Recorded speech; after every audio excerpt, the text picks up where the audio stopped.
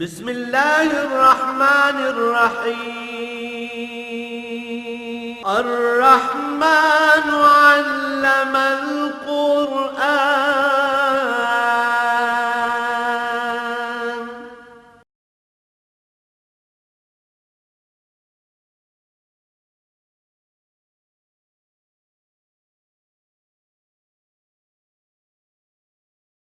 الحمد لله رب العالمين، والصلاة والسلام على حبيبه محمد وآله وصحبه أجمعين. أعوذ بالله من الشيطان الرجيم. بسم الله الرحمن الرحيم. يا أيها الناس اتقوا ربكم الذي خلقكم من نفس واحدة وخلق منها زوجها وبث منهما رجالا كثيرا ونساء واتقوا الله الذي تساءلون به والأرحام إن الله كان عليكم رقيبا. وآتوا اليتامى أموالهم ولا تتبدلوا الخبيث بالطيب ولا تأكلوا أموالهم إلى أموالكم إنه كان حوبا كبيرا. وإن خفتم ألا تقسطوا في اليتامى فانكحوا ما طاب لكم من النساء مثنى وثلاث ورباع وإن خفتم ألا تعدلوا فواحدة أو ما ملكت أيمانكم ذلك أدنى ألا تعولوا.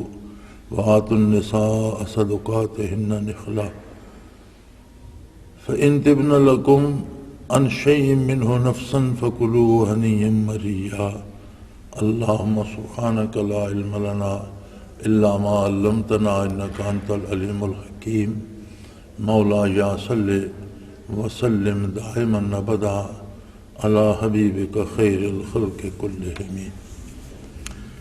ارشاد باری پہ گزارشات پیش ہو رہی تھیں کہ اللہ کریم فرماتے ہیں کہ اس کی عظمت کا احساس رکھو اور اس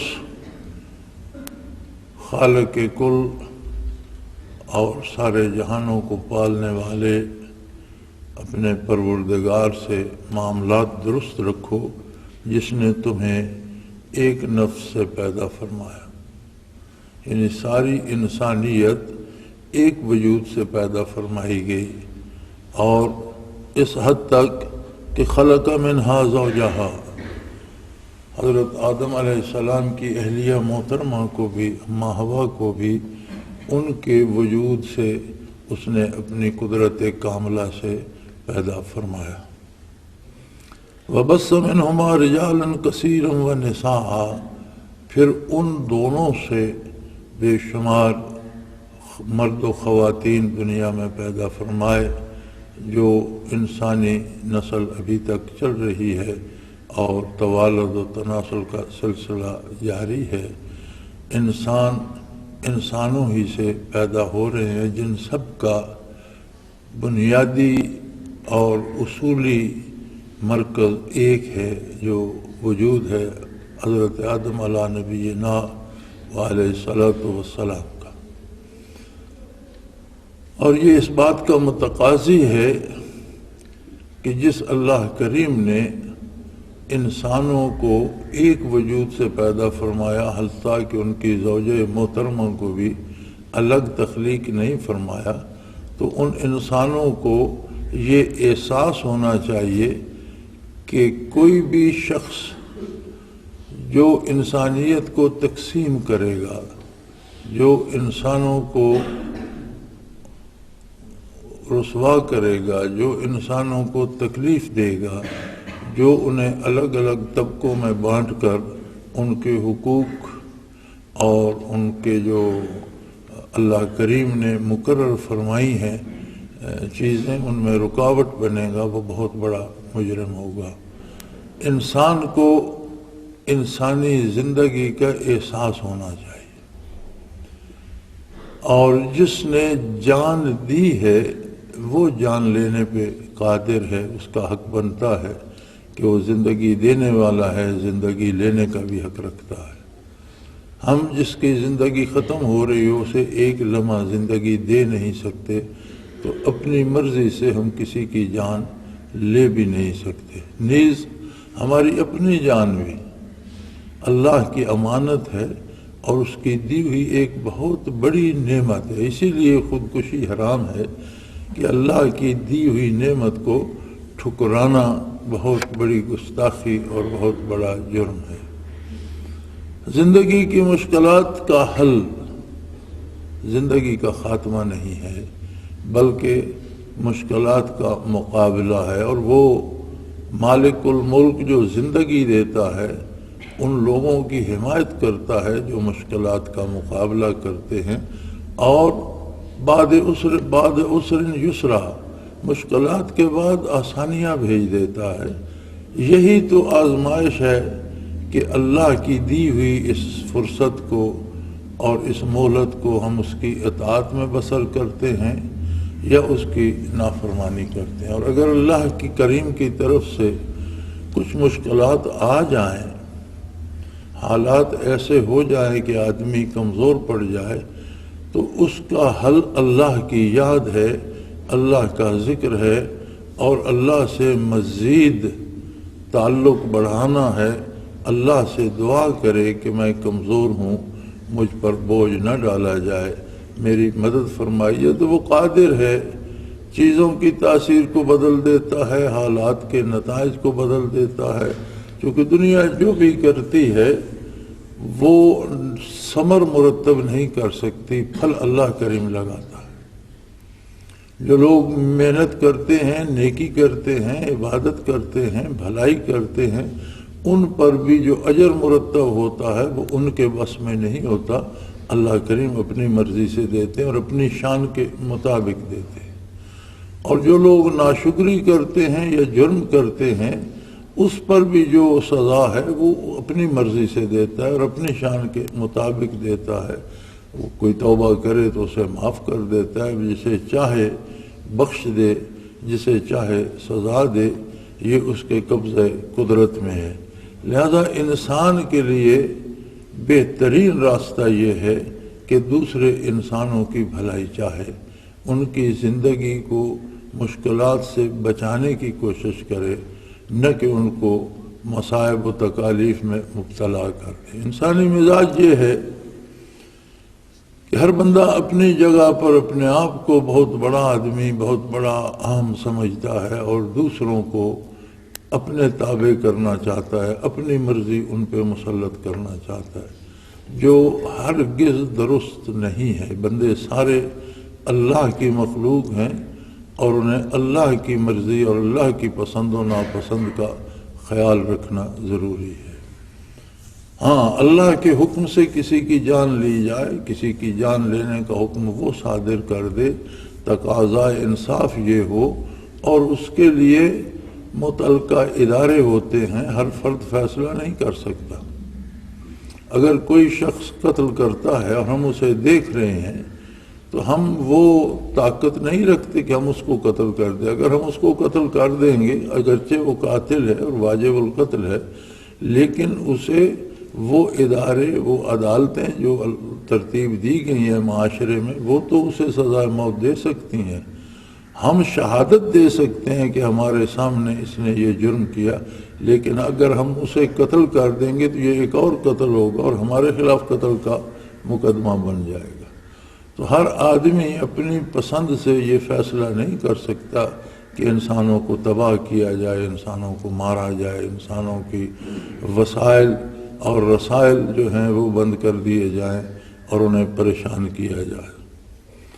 اور پھر جب موقع بنتا ہے، ضرورت پڑتی ہے، تو اسی کے نام سے ایک دوسرے سے سوال کرتے ہو اور قرابت کے واسطے بھی دیتے ہو، رشتہ داریاں ڈھونڈتے ہو، تعلقات نکالتے ہو. تو رشتہ داری تو ساری انسانیت میں ہے. بحیثیت انسان، مومن و کافر سب کے انسانی حقوق اللہ نے برابر رکھے. زندہ رہنے کا سب کو حق ہے.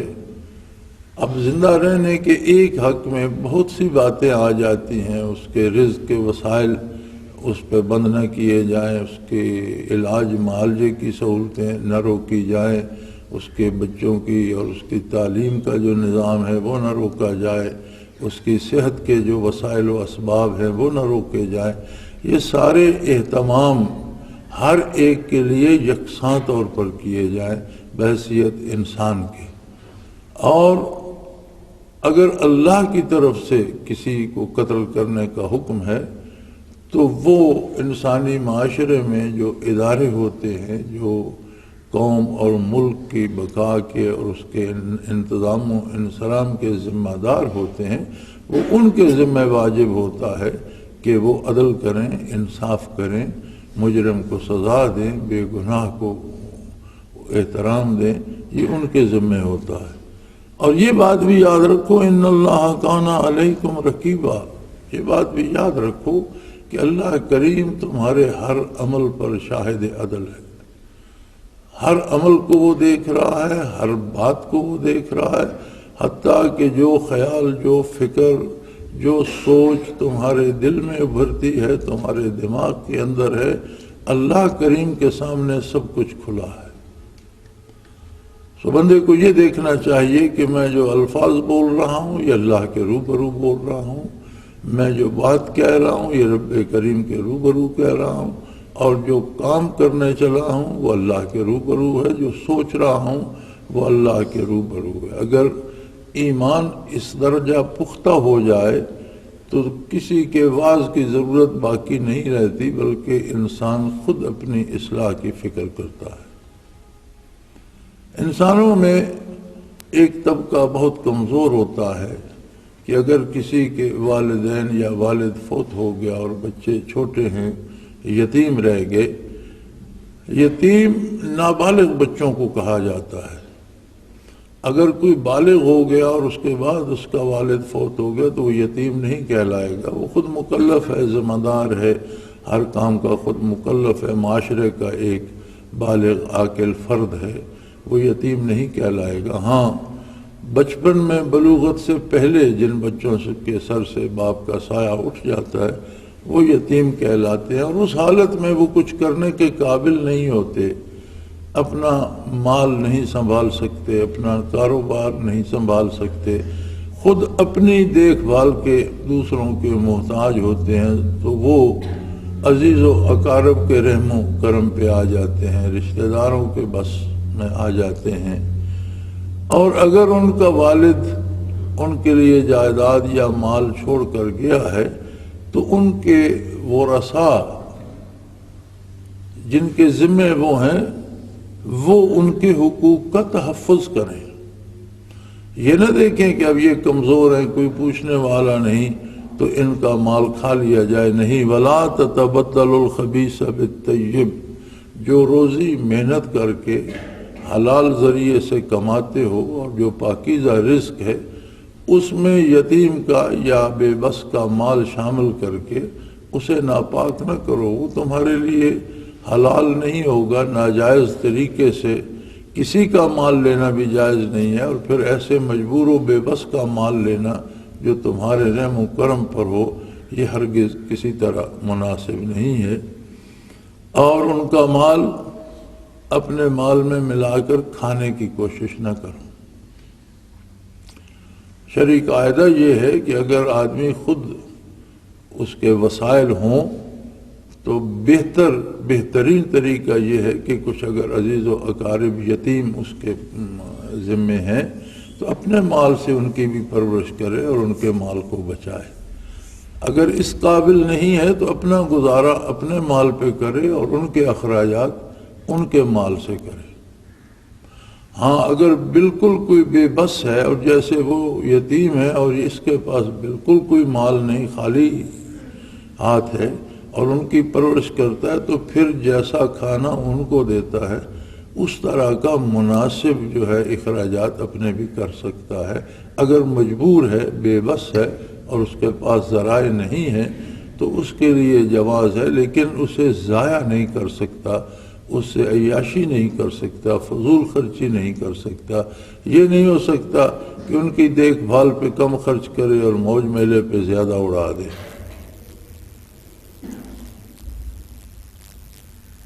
وَلَا تَأْكُلُوا أَمْوَالَهُمْ إِلَىٰ أَمْوَالِكُمْ، بہانے بازی سے یا ان کا مال اپنے مال میں ملا کر یا ہیلے بہانے سے بے بس اور یتیم کا مال مت کھاؤ، انہو کانا خوبن کبیرہ، یہ بہت بڑا جرم ہے۔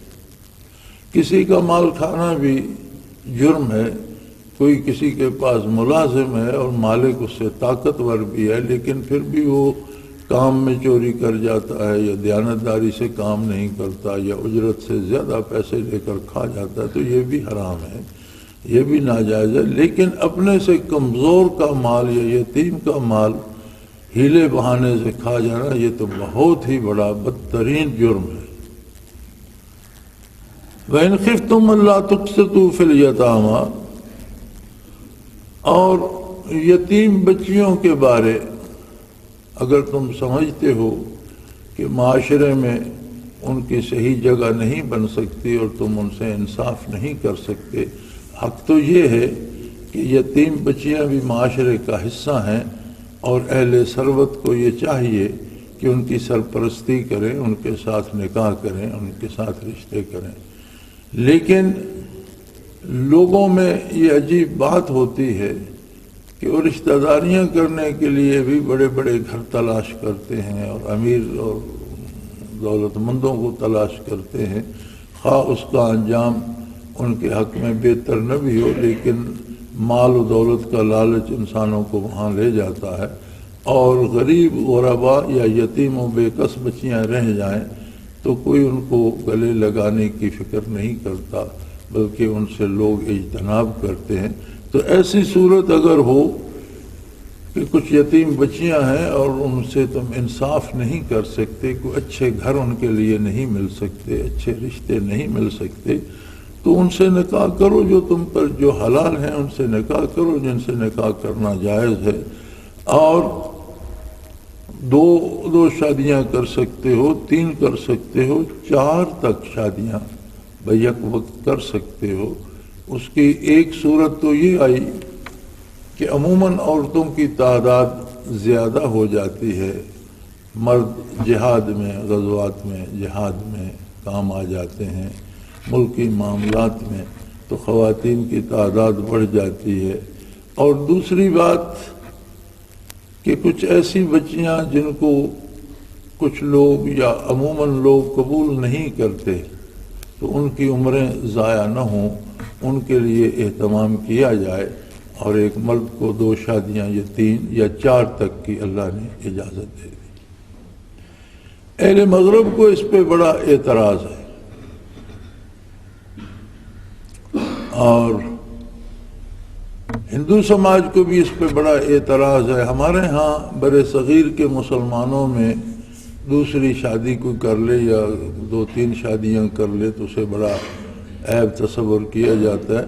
اس کی وجہ بھی یہ ہے کہ ہم نے یہ ہندو سماج سے لے لیا، لیکن مغرب کو بھی اور ہندو سماج کو بھی دیکھا جائے تو بدکاری اور برائی پہ تو کوئی رکاوٹ نہیں۔ مغرب میں بھی جو ہے وہ آزادی ہے بدکاری کرنے کی، اور ہندو سماج میں تو ایک حد تک عبادت کا درجہ دے دیا گیا ہے بدکاری کو، اور اگر کوئی نکاح کرتا ہے تو اسے عیب تصور کیا جاتا ہے، اور اگر کوئی بدکاری کرتا پھرتا ہے تو اسے کوئی نہیں پوچھتا۔ اسلام نے برائی کا راستہ بند کرنے کے لیے 4 تک شادیوں کی اجازت دی ہے، اور یہ اس لیے ہے کہ معاشرے میں بدکاری رواج نہ پکڑے۔ لیکن 4 شادیاں صرف خواہش نفس پورا کرنے کے لیے نہیں دی، بلکہ اس کے ساتھ بہت بڑی قید لگا دی ہے، اگر تمہیں پسند ہے تو 2 شادیاں کرو، 3 کرو، 4 کرو، لیکن ان سب میں عدل کرنا ضروری ہوگا۔ عدل سے مراد یہ ہے کہ تمہارا سلوک ان کے ساتھ عادلانہ ہو، ان کے اخراجات کا ایک جیسا خیال رکھو، ان کے لباس اور ان کی ضروریات کا ایک جیسا خیال رکھو، اور انہیں ایک جیسی عزت دو۔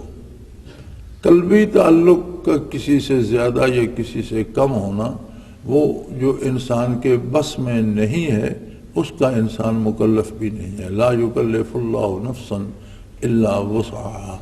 انسان ان باتوں کا مکلف ہے جو اس کے بس میں ہے. اب قلبی رجحان کسی کی طرف زیادہ ہونا کسی کی طرف کم ہونا یہ الگ بات ہے، لیکن معاملات میں جو حقوق زوجیت ہیں وہ سب کے برابر ہوں. کھانا پینا، ان کی ضروریات، علاج معالجہ، عزت و احترام، اس میں فرق نہ کیا جائے. پھر تو 2 شادیاں بھی کرو، 3 بھی کرو، 4 بھی کر سکتے ہو.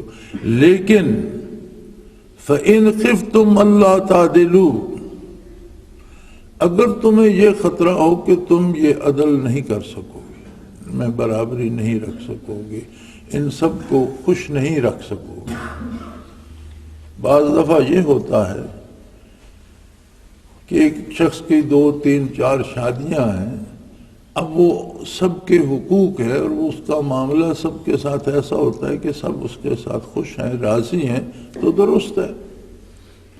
لیکن اگر یہ بات ہو کہ ایسا بہت مشکل ہے اور میں سب کے اخراجات ایک سے نہیں دے سکوں گا، سب کے ساتھ ایک جیسا احترام کا سلوک نہیں کر سکوں گا، یہ سب کا تحفظ نہیں کر سکوں گا، یا ان کے علاج معالجے میں کوتاہی ہوگی یا کسی طرح سے کمی ہوگی، تو پھر ان خفتم اللہ تعدلوا، اگر یہ خطرہ ہو کہ تم عدل نہیں کر سکو گے تو فواحدہ، پھر ایک ہی شادی کی اجازت ہے، پھر ایک سے زیادہ شادیاں مت کرو.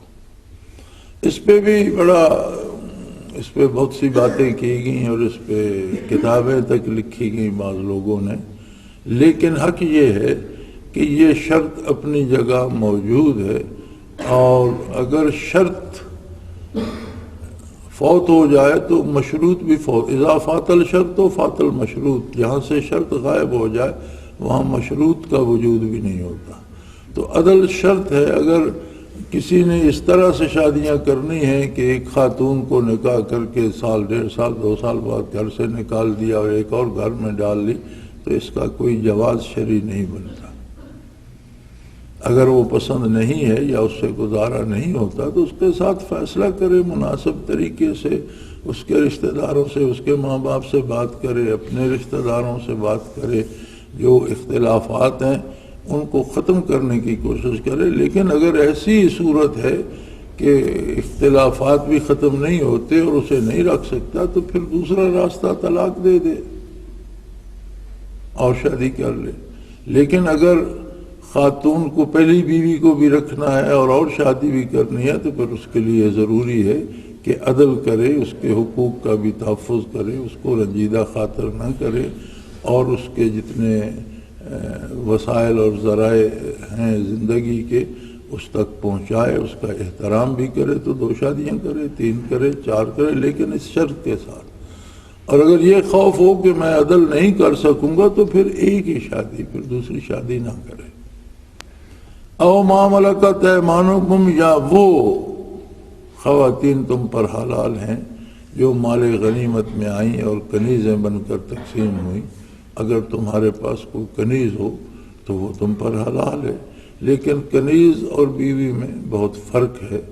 کنیز بغیر نکاح کے حلال ہوتی ہے. اور یہ جو ایک رواج ہے کہ لوگ قیمتاً بیٹیاں بیچ دیتے ہیں، اور کچھ لوگ چاہتے ہیں کہ ہم خرید لیں اور اسے نوکرانے کے روپ میں خرید لیں، لیکن اسے بیوی کی جگہ بھی استعمال کریں، اس کا کوئی جواز نہیں ہے.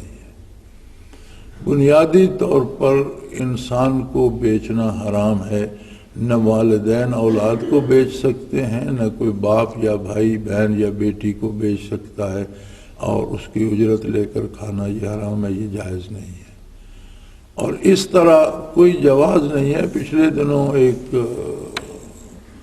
آیا تھا سوال میرے پاس، لاہور میں کسی مولانا نے یہ فتویٰ دیا کہ جو لوگ اپنی اولاد بیچ دیتے ہیں، اگر وہ بچیاں خرید لی جائیں یا ان سے جو خریدتے ہیں وہ آگے بیچ دیتے ہیں، تو اس طرح کی جو خاتون خرید لی جائے وہ بطور کنیز رکھی جا سکتی ہے. تو میں نے انہیں بتایا کہ یہ تو انسان کی فروخت بنیادی طور پر جائز ہی نہیں ہے. بردہ فروشی حرام ہے اسلام میں. کوئی انسان کو بیچ نہیں سکتا. لیکن میں نے عرض کیا انہیں کہ میں مفتی نہیں ہوں، بہرحال میں آپ کو فتویٰ منگوا کر دے دوں گا۔ تو میں نے وہ ان کا سوال، اس کے ساتھ ایک اور سوال بھی تھا، 2 سوال تھے، اب دوسرا تو مجھے یاد نہیں، تو میں نے دونوں سوال لکھ کر دارالعلوم کراچی کو بھیج دیا اور ان کا جواب بھی آ گیا، لیکن وہ سوال کرنے والا ساتھی پھر ابھی تک مجھ سے نہیں ملا۔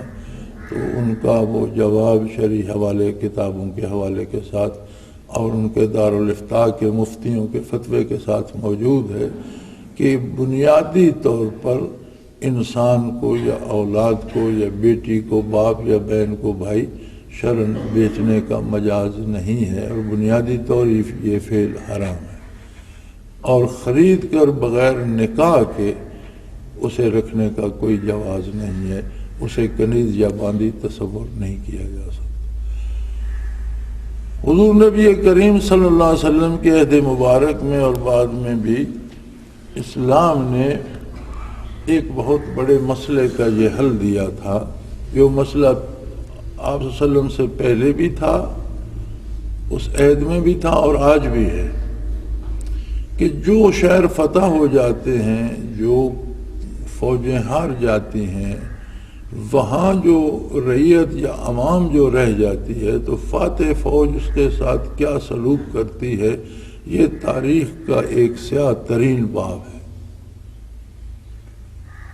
ان کے ساتھ جو درندگی اور بربریت اور وحشت کا سلوک ہوتا ہے، اس کے لیے اگر ہندوستان ہی کی بر صغیر ہی کی تاریخ دیکھ لی جائے، جہاں بہت سی فاتح اقوام آئیں اور جس میں انگریزوں کا آنا اور ان کا فتح کرنا اور بر صغیر پہ قابض رہنا ایک بہت قریبی تاریخی حقیقت ہے، تو دیکھا جائے تو کسی کا نہ مال بچتا ہے، نہ جانیں بچتی ہیں، نہ عزت و ناموس بچتی ہے۔ اس کے بعد اب دیکھا جائے تو شیشان میں اور کوسووا میں اور یہ روسی فوجوں نے جو حشر کیا، افغانستان پر جب روس نے حملہ کیا تو روسیوں نے جو حشر کیا وہ بھی تاریخ کا ایک حصہ ہے۔ اور جب روسی فوجیں اس طرف بڑھ رہی تھیں تو راستے میں جن جن ریاستوں پر انہوں نے قبضہ کیا، جن جن مسلمان ممالک پر انہوں نے قبضہ کیا، یا تاریخ کا ایک لمبا باب ہے کہ جہاں کہیں مسلمانوں پر عیسائیوں نے، یہودیوں نے، جس کسی نے قبضہ کیا، انہوں نے کیا کیا ظلم ڈھائے اور کیا کیا ستم ڈھائے، اور آج بھی اب تک ایسا ہو رہا ہے۔ آج کے عہد میں، آج کے جدید معاشرے میں بھی، اس 21ویں صدی کے بڑے روشن خیال معاشرے میں بھی خواتین کی عصمت دری ایک عام کام ہے۔ اسلام نے اس کا یہ حل دیا تھا کہ وہ لوگ جو جنگ میں حصہ نہیں لیتے انہیں کسی طرح سے پریشان نہ کیا جائے، ان کے حقوق کا تحفظ کیا جائے۔ اگر کوئی شہر فتح ہوتا ہے، کچھ لوگ فتح ہوتے ہیں جہاد میں، تو جن لوگوں نے لڑائی میں حصہ نہیں لیا ان لوگوں سے کوئی چھیڑ چھاڑ نہ کی جائے، ان کی جان، مال، آبرو کا تحفظ کیا جائے، اس شہر کی فصلیں نہ اجاڑی جائیں، اس کے درخت نہ کاٹے جائیں، اس کے پانی کے وسائل کو خراب نہ، یعنی روزی کے ذرائع کو بھی خراب نہ کیا جائے، ضعیف العمر لوگوں کو نہ چھیڑا جائے، عبادت خانوں میں رہنے والوں کو نہ چھیڑا جائے، خواہ وہ کسی مذہب، کسی فرقے سے تعلق رکھتے ہیں۔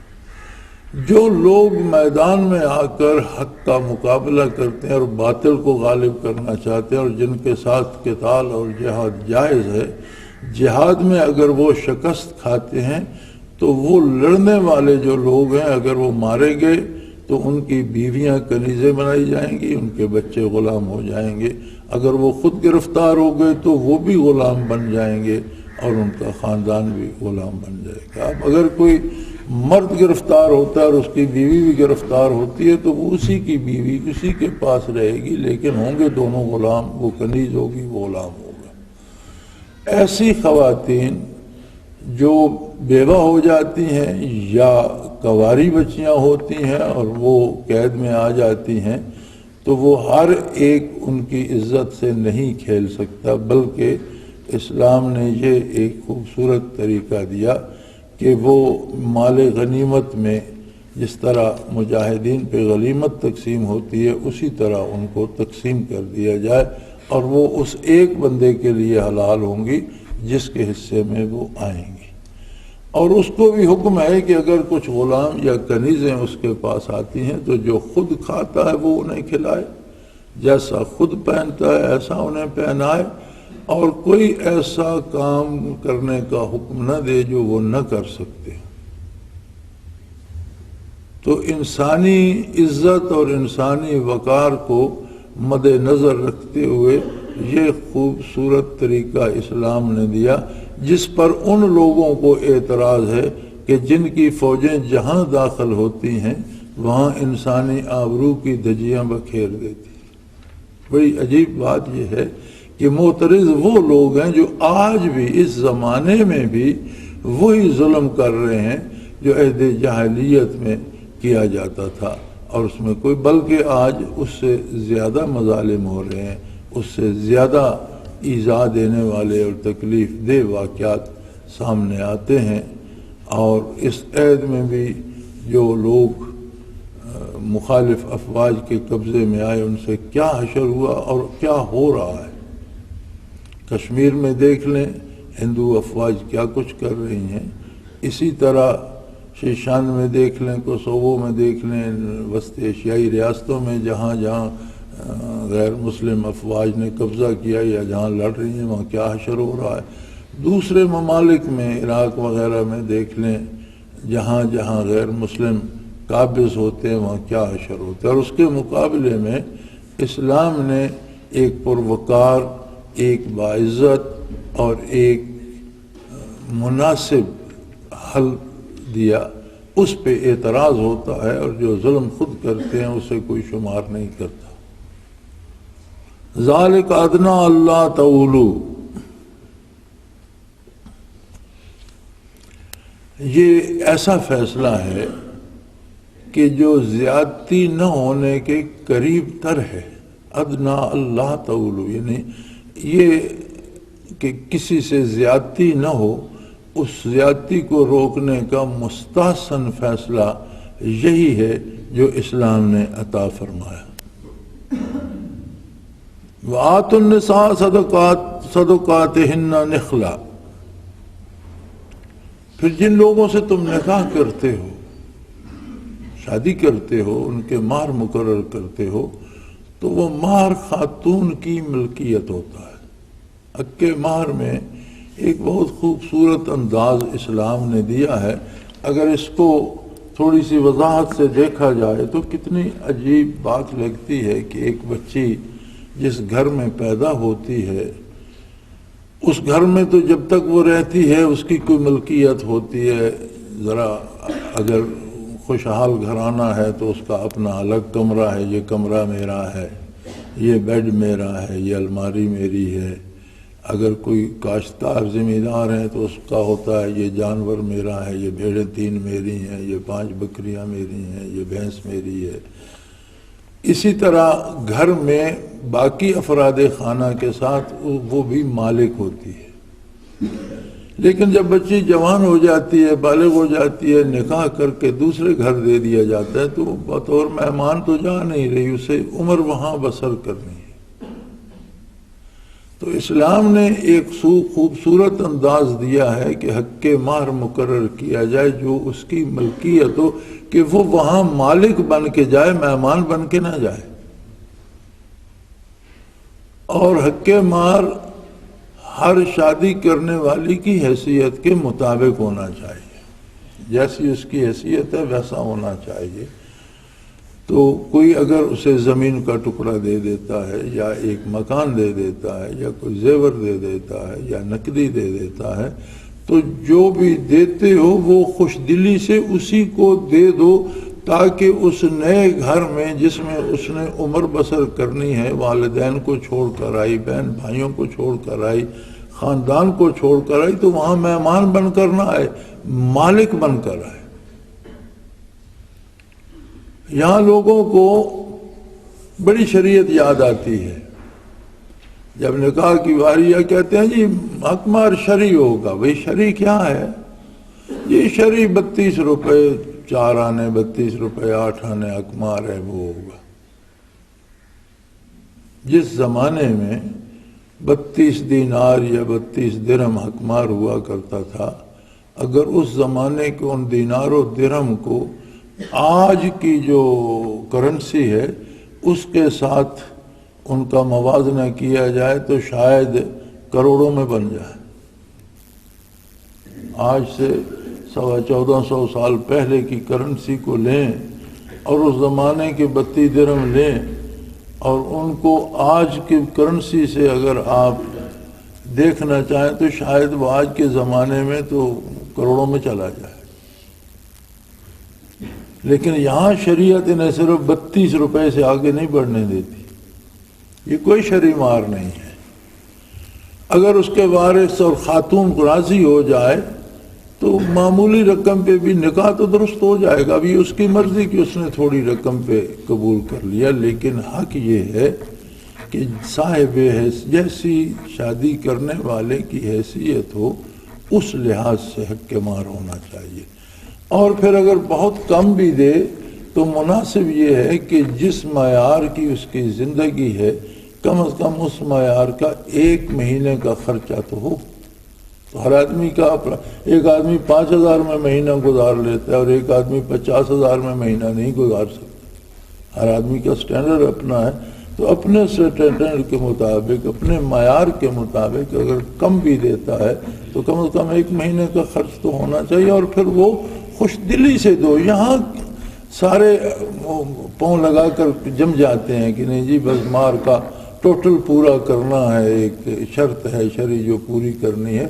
ہر حکم شرعی کے پیچھے کچھ مقاصد ہیں اور اس کے پیچھے ایک مقصد تو یہ، اللہ جانے کتنے مقاصد ہیں، لیکن ایک مقصد تو یہ بھی ہے کہ وہ اس گھر میں بطور مہمان نہیں آ رہی کہ اس نے ہفتہ رہنا ہے، 3 دن رہنا ہے اور پھر چلے جانا ہے. اس نے وہاں عمر بسر کرنی ہے. تو عمر بسر کرنے کے لیے جس نئے خاندان میں یا نئے گھر میں ایک بچی آ رہی ہے اس میں اس کی بھی ملکیت ہونی چاہیے. کوئی چیز اسے بھی دو کہ وہ اس خاندان کا ایک حصہ بن جائے ان کی ملکیت میں. اور جو مقرر کرو وہ خوش دلی سے دو، اسے چٹی یا جرمانہ نہ سمجھو. فَإِن تِبْنَ لَكُمْ عَنْ شَيْءٍ مِّنْهُ نَفْسًا فَكُلُوهُ هَنِيئًا مَرِيئًا. ہاں یہ خاتون کی مرضی ہے کہ وہ اس میں سے معاف کر دے، وہ تھوڑا لے کر راضی ہو جائے، وہ اپنا اس کے مطابق نہ لینا چاہے، تھوڑے پہ راضی، تو یہ اس کا اختیار ہے. پھر آپ وہ مال و دولت کھا پی سکتے ہیں. وآخر دعوانا ان الحمدللہ رب العالمین. اللہ اللہ اللہ اللہ اللہ اللہ اللہ اللہ.